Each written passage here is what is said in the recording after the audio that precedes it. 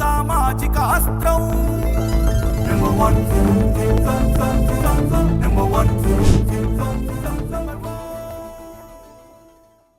తర్వాత అంటే అతనితో నువ్వు లాంగ్ జర్నీ చేసావు వెహికల్లో వెళ్ళేటప్పుడు అతని అసలు లైఫ్ స్టైల్ కానీ డే షెడ్యూల్ ఏ విధంగా ఉండేది?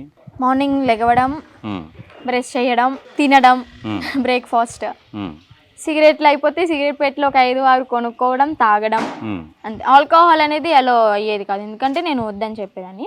సిగరెట్స్ మాత్రం తాగేవాడు అనమాట. ఆల్కహాల్ అలవాటు ఉందా ఆయనకి? ఉంది. ఓకే.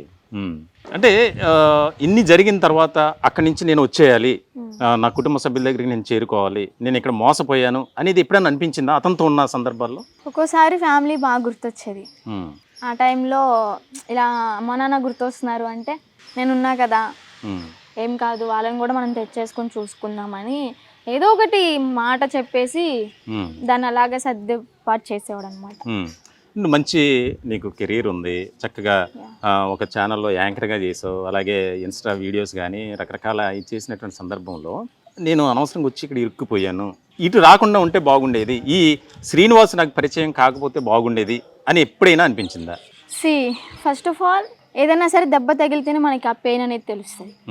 అంటే అనుకున్నాను చాలాసార్లు, ఎందుకు వెళ్ళాను అనవసరంగా, ఇంత ట్రోల్ అవుతున్నాను, జనాల్లో నన్ను చాలా తిట్టుకుంటున్నారు, అసలు ఎందుకు ఇంత బ్యాడ్ అయిపోయానని చెప్పి అనిపించింది. అనిపించకుండా లేదు, అసలు ఏడ్చిన రోజులు కూడా ఉన్నాయి నేను అలా అనుకుని.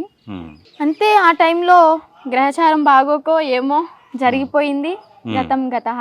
సో నేను తను మాట్లాడిన మాటలకి యాక్షన్కి రియాక్షన్ ఇద్దామని చెప్పి వచ్చాను, కానీ అసలు మీడియా ముందుకు నేను రావాలని అనుకోలేదు. వచ్చినా గానీ నా ఫేస్ నేను అందరికి చూపిస్తున్నాను కానీ ధైర్యంగా, ఎందుకంటే నేను తప్పు చేయని చెప్పి నాకు తెలుసు, ఆ ధైర్యం నాకు ఉంది.